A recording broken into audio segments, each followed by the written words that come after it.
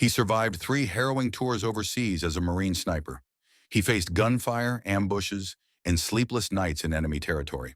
But nothing prepared him for what happened in a quiet grocery store back home.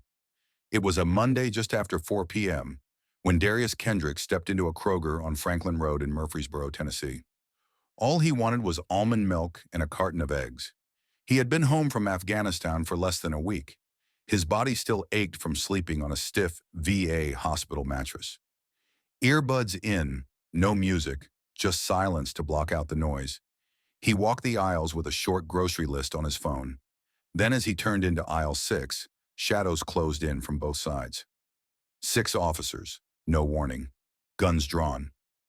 "Hands where I can see them," one yelled. "Gun!" Darius froze, confused, disoriented, but the training kicked in. Don't make any sudden moves. He slowly placed his phone on a nearby shelf and raised both hands. "Sir, I think you've got the wrong—" He didn't even finish the sentence. The cuffs were on. Tight, cold, too tight. Customers watched, stunned. One woman clutched her purse. A teenage girl raised her phone to record. A whisper broke the silence. What did he do? A young officer, still out of breath, gave the answer. Matched the description, robbery in Smyrna last night. Darius couldn't believe it. "I live here," he said, still facing the shelves. "I've been home from Afghanistan 5 days. My military ID is in my wallet."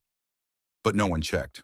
One officer patted him down, found the ID, glanced at it, then tossed it in a plastic evidence bag.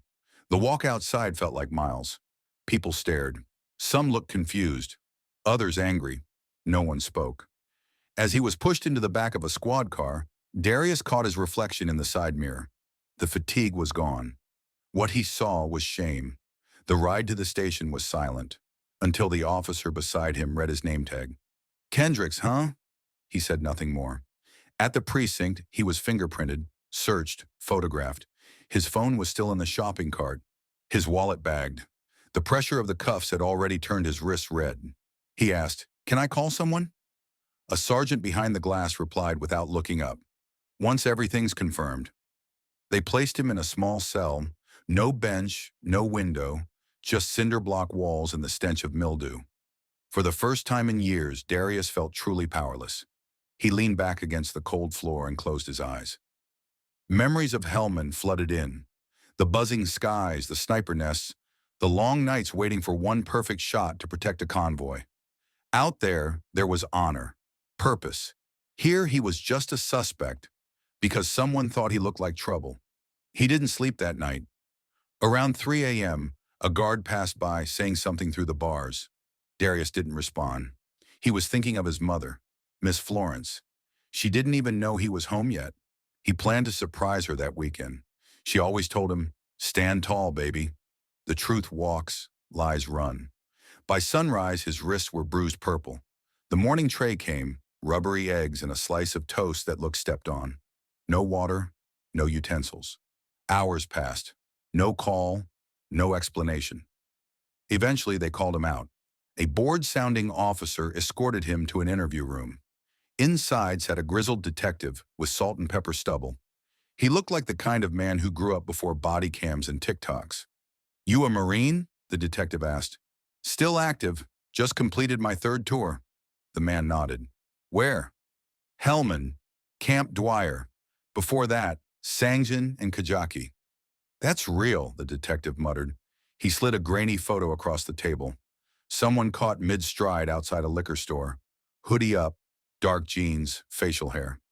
"That's supposed to be me?" "Honestly," the detective said, "I don't think so, but the officer thought you were close enough to hold." "I told them who I was, showed them ID. I saw the report. You did." The detective leaned back. "I've put in a recommendation for your release. It'll take a few hours." Darius stared at him. "That's it?" The man hesitated. "Wrong place, wrong time. I read your file. You've saved lives. You've got medals, letters of commendation. I'm sorry." "Sorry doesn't pull down the videos people took." "You're right," the detective said. "It doesn't." Back in the cell, Darius stood. If he sat, it would feel like giving in. Hours later, a sergeant arrived. "You're being released. No charges. Clean file. Why was I booked then? No arrest. Just a detainment. You can collect your property in the front. She handed him a plastic bag. Wallet, watch, a receipt for his belt. His phone, they said, was still at the store. Is anyone going to apologize? She didn't answer. Outside, the sun was harsh, the air too sharp.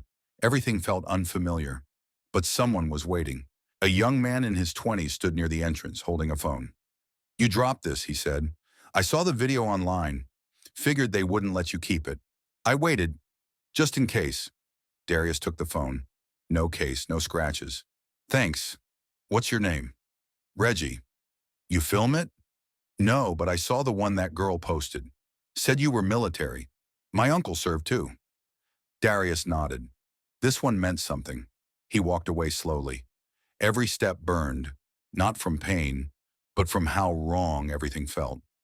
By the time he got home, the video had already hit 50,000 views. It had been filmed by a teenager, Tasha Mendelson, who was in the freezer aisle grabbing a pizza. Her caption said it all.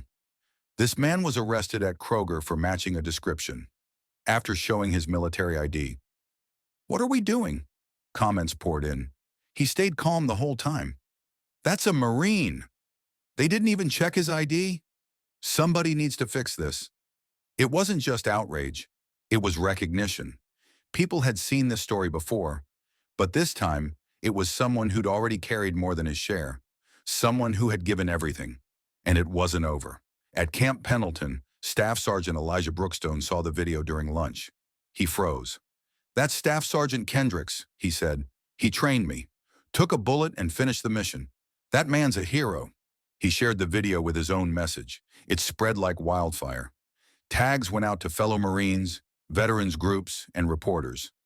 I don't know what y'all call this, Elijah wrote, but I call it disgraceful. Eventually, the video reached Colonel Dana Probes at Quantico. She remembered Darius. He trained under her. She remembered how he stayed late to help others. Always calm, always steady. She forwarded the video to one more person, General Raymond Stokes.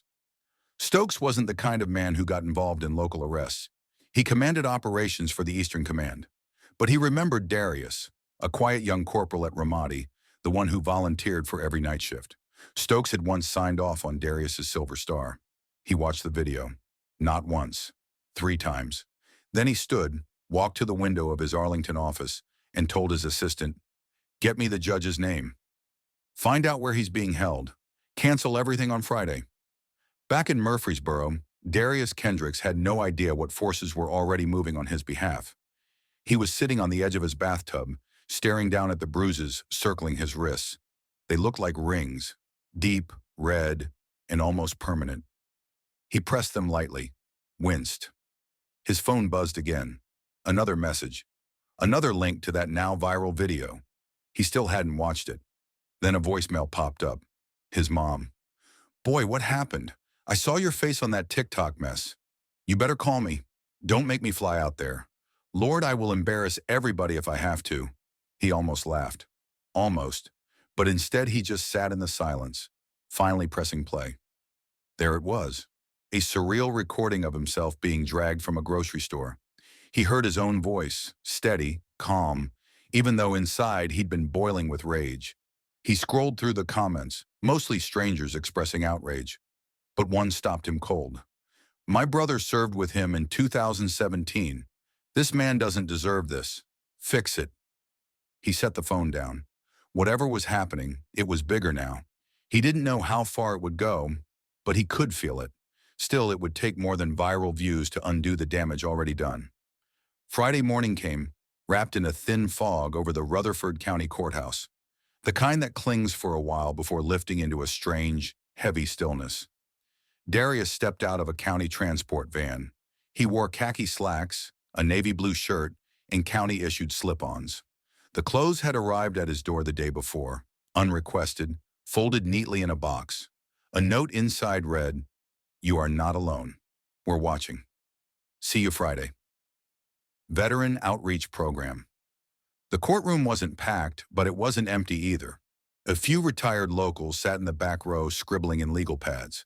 2 students from the nearby college whispered behind laptops. Two plainclothes military men sat stone still, their eyes locked on every movement. Near the wall stood a woman in a brown pantsuit typing furiously into her phone. Press, probably. Darius entered unshackled this time, but it didn't matter. He still felt chained. At the defense table, he sat beside a young public defender. She leaned over and whispered, "I'm Dana Russo. Got assigned to you late last night. Sorry for the delay. I've handled plenty of bad arrests, but yours? This one's different." She slid a file toward him. "It's thin, blurry photo. Officers already being reassigned. I'm not letting this ride." Darius kept his eyes forward. "Appreciate it," he said quietly. The courtroom doors creaked again. His mother stepped in. Florence Kendricks, straight-backed, fierce, wearing a gray coat and her church hat, the one he hadn't seen since sniper school graduation. She didn't wave, just gave a single nod. "You all right, baby? I see you." Darius had to look away. His throat tightened. He didn't cry in combat.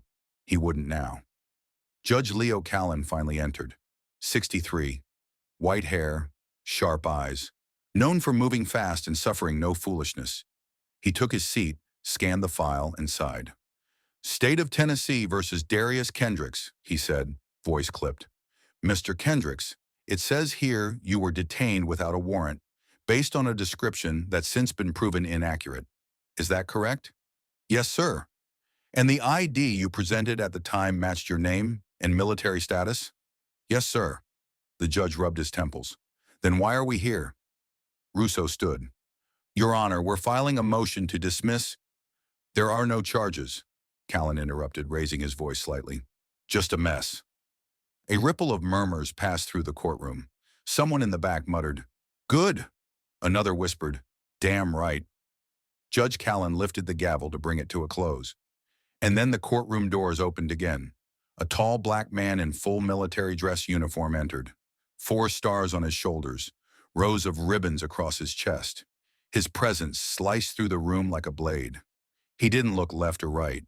He walked straight toward the judge and stopped. "Permission to address the court, Your Honor," he said, voice deep, composed. Judge Callan blinked. "You may." The man turned to Darius. "Staff Sergeant Kendricks," he said, "I've followed your service record since 2013. You are a marksman, a leader, a survivalist, and above all, a Marine who represents the highest standard of this nation's military." Darius sat still. His mother from the back exhaled softly. Then the man faced the judge again. "Let me be clear. What happened here was not a procedural error. It was a failure. A failure to honor those who risk their lives for people they don't even know. A failure to recognize the difference between suspicion and service.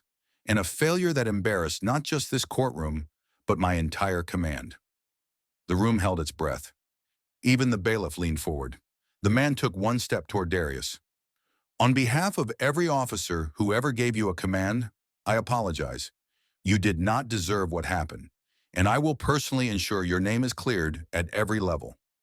Darius's hands didn't move, but his shoulders eased, just slightly. Then behind him, another door opened.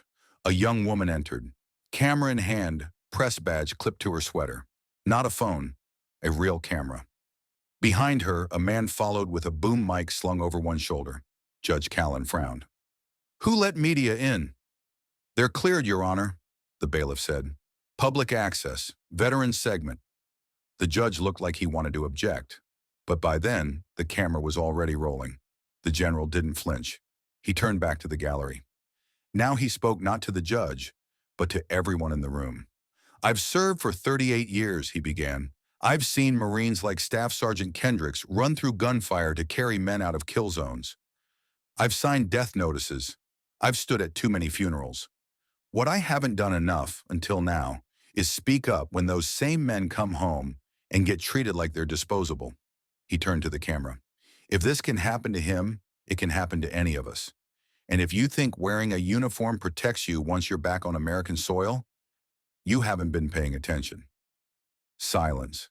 Even the court clerk's fingers hovered motionless above the keys. Darius sat still, jaw clenched, heart pounding. This was no longer just a courtroom hearing. It was a moment. And everyone in the room knew it. Inside the courtroom, something shifted in Darius. It wasn't pride, not exactly. It felt more like validation, a deep breath after holding one in for too long. General Stokes turned once more to the bench. I'm formally requesting a review of this department's conduct. The military will be filing a complaint. That paperwork is already en route. He gave Darius a final, resolute nod, then stepped back. Judge Callan exhaled heavily. Well, Staff Sergeant Kendricks, it appears not only has your name been cleared, but it's being defended at the highest levels. He brought the gavel down with a sharp crack. This hearing is concluded. Mr. Kendricks, you're free to go. He hesitated, glancing at the press before adding, and on behalf of this court, I apologize for a moment. The courtroom was frozen, utterly still. Then the scraping of chairs, hushed whispers, and movement returned like air after a long silence. Florence Kendricks clutched her coat tighter, but said nothing. Her son stood and walked past her. The two men in the back, clearly military, gave him a subtle nod of respect. Outside, reporters circled like bees. The young woman with braids tried to intercept him. Mr. Kendricks, can you comment on what this means for returning veterans? Not right now, he said calmly. I said, not now. Florence joined him on the steps. She didn't speak right away, just stood close enough that he could feel her breathing. You okay? She asked softly. No, Darius answered, but I'm here. Down the block, a black SUV idled by a hydrant. Its door opened. General Stokes stepped out, this time without his hat. Mind if I walk with you? He asked. Darius shrugged. They began down Maple Street together, the courthouse noise fading behind them. You handled yourself with more restraint than I ever could have, Stokes said. Didn't feel like I had much of a choice. Still, it mattered. People saw. People heard. That carries weight. Darius stopped. I haven't said anything yet. Stokes raised a brow. You plan to? Darius looked up at the flickering streetlight. Maybe. 3 days passed. He stayed silent. No interviews, no statements. His phone was a flashing, buzzing mess. Voicemails, Instagram tags, media emails. A producer at NBC left 3 messages, voice chipper and 2 polished. But then came the email. From Marcus Shin, Hillsborough High School subject. We need you to talk to them. Message. Staff Sergeant Kendricks, we've got a JROTC group, about 30 kids. Some of them saw the video. A few are questioning whether service is worth it now. One said, why wear a uniform if they'll still treat you like a suspect? Would you speak to them? Nothing formal. Just 20 minutes of truth. Darius read it 3 times. Didn't answer right away. But that line, 20 minutes of truth, stuck with him. That Friday he showed up. Same uniform he hadn't touched since coming home. Creases sharp, boots shined to mirrors. Florence saw him before he left. You sure about this? She asked. No, he replied. But it feels right. Hillsborough High's auditorium wasn't much. Just faded curtains, plastic chairs, and a row of dusty flags. Students were scattered. Some slouched, some scrolled. Few looked up when he entered. But when Darius stepped to the mic and spoke, the room slowly shifted. I'm not here to convince anybody, he began. Not here to defend this country. Not here to explain away the last 2 weeks. He paused. I just want to tell you what I've seen and what I've learned. He told them about Helmand, about sandstorms that blinded and nights lit only by muzzle flashes, about holding pressure on a friend's wound, waiting for the medevac, about laughter used as armor, about fear swallowed daily. Then he pivoted. He told them about Murfreesboro, about how fast it all happened, how his service meant nothing in that moment, how the cuffs weren't the worst part, the silence was. And still, he said, he believed in standing for something. A hand rose from the front row, a teen in a green ROTC jacket, maybe 17. What stopped you from snapping? He asked.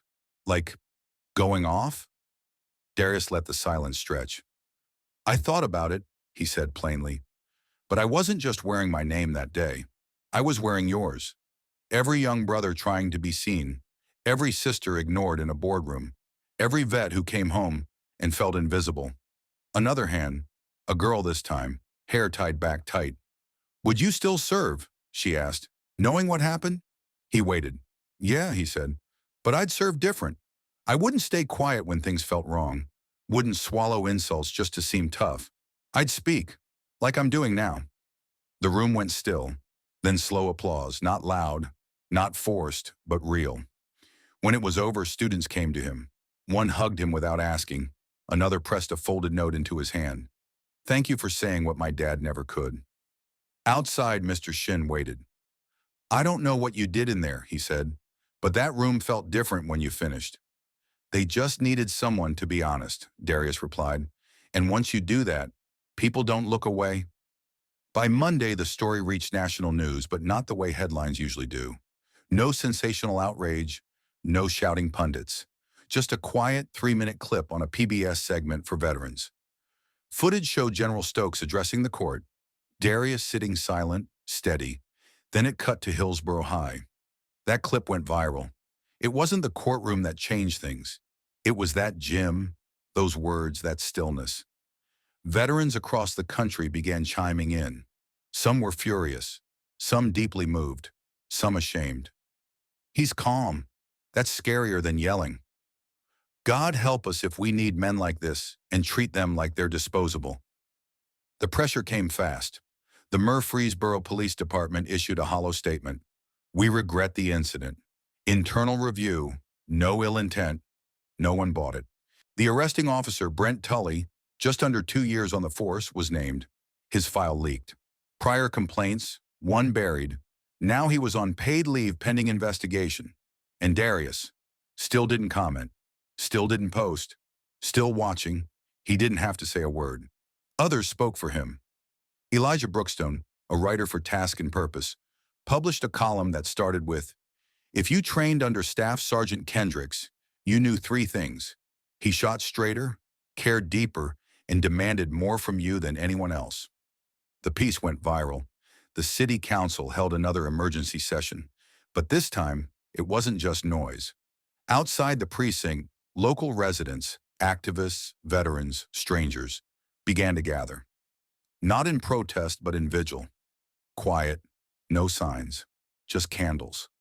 Photos of soldiers, many who'd never been welcomed home the way they should have been. Even Reggie, the grocery store clerk who'd picked up Darius's phone that day, got interviewed for a podcast. Voice cracking, he said, it was the least I could do. He looked like my uncle. Tasha Mendelson, the teenager who filmed the arrest, ended up on a youth panel about digital witnessing. Her video had surpassed 2 million views. And through it all, Darius stayed grounded. He spent weekends with his mother again, fixed the broken tile in her kitchen, walked her to church like he used to before deployment.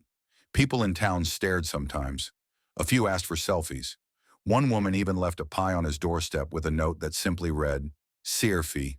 He never figured out what that meant, but he appreciated it anyway. I didn't do anything heroic, he told Florence one afternoon as they folded laundry. She didn't even look up. You stood still in the storm. That's harder than people think. He didn't argue. What got to him weren't the reposts or trending hashtags. It was the letters. Real ones. Handwritten. From veterans. From high schoolers. From moms. From a woman in Oregon whose father had been arrested the same way, in 1986.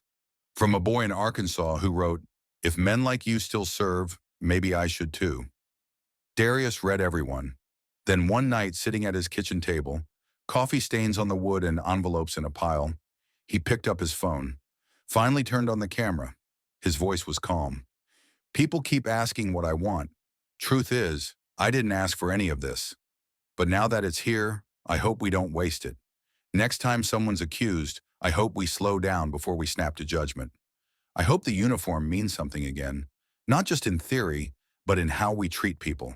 And if you're watching this thinking, what can I do? Start by looking at the person next to you. Make sure they're seen. The video hit 3 million views in 2 days, but he had one more thing to do. The talk at Hillsborough High had stuck with him.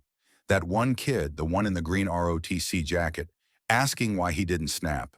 That face stayed in his head like a loop. So when Mrs. Webb from the Rutherford County Juvenile Center reached out through a mutual contact, asking if he'd be willing to speak, he didn't even hesitate. No camera, he told her. Wasn't planning on bringing one, she replied. It was a Wednesday. He wore jeans, worn boots, and a charcoal hoodie. No ribbons, no rank. Mrs. Webb met him at the front desk, keycard around her neck, clipboard under one arm. They're not bad kids, she said as they walked. Most just never had anyone see them. Darius understood that more than he could put into words. The room was dull, off-white paint, plastic chairs, and teenagers slouched against the walls. Nobody stood. A few of them looked like they were waiting to be lectured. One had his arms folded so tight, it looked like armor. Darius stood at the front. No podium, no microphone. Just him. I'm not here to tell you how to live, he began. I'm not your father, not your pastor. I've done things I don't expect you to understand. But I know what it feels like to be written off. I know what it's like to be seen as a threat before you're seen as a person. A few heads turned. I got arrested in a grocery store. Didn't run, didn't yell, still ended up in cuffs. I've been shot at in 3 countries, lost friends, saved others. None of that stopped people from treating me like a suspect in my own town. The boy with his arms crossed finally spoke, quiet but firm. So what? You just forgive it? Darius didn't flinch. Number. But I also don't drag it like a chain. I carry it like a warning label. That got a few smirks. One kid actually cracked a smile. He took a step closer. You ever do something you couldn't explain? Not because you're evil, but because no one taught you better? Or you didn't care that day? Several nodded, almost imperceptibly. I've been that. But here's what no one tells you. Guilt can eat you. Regret can trap you harder than these walls ever could. But accountability, that's where freedom starts. He let that land. What would you do differently if someone was watching? Not a judge, not a camera, but your little brother, your niece, someone who might walk the same path you're on now. No one answered, but they were listening. Mrs. Webb watched from the back, stunned. Silence wasn't common in that room. As the group filed out, one boy lingered. His sneakers were too big, laces untied. You really shoot somebody? The kid asked. His voice wasn't sarcastic. It was challenging. Darius nodded once. I did, because they were about to kill a family.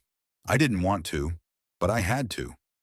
The boy processed that, then gave a tiny nod. I want to be better, just don't know where to start. Darius reached into his pocket and handed him a folded sheet of paper. It's a list of recruiters who won't talk to you like you're nothing, not telling you to sign up, just giving you options. The kid took the paper and left. Mrs. Webb stood beside Darius as he packed up. You shook something loose today, she said. I didn't shake anything, he replied. They were already moving. I just showed up. And in that room, something did start to heal. Eventually, the cameras stopped calling. The news moved on. New stories, louder controversies. But Darius didn't care. He hadn't done any of this for attention. A few weeks later, he sat alone on a park bench at Stonebridge Park, watching the traffic drift by. Noon sun, light breeze, a few kids on bikes, a jogger or two. The kind of ordinary that felt like a gift. He wore no uniform, just an old hoodie and a faded ball cap. Florence had packed him a sandwich. She always did, even when he didn't ask. As he sat there, a man walked by with a young boy, maybe 10. The boy had a camouflage backpack, dragging it through the dirt. He looked at Darius, then looked again. The man gave a polite nod. The boy stopped and called out, Hey, were you that guy on the phone video? Darius didn't speak for a second. Then he smiled, just a little.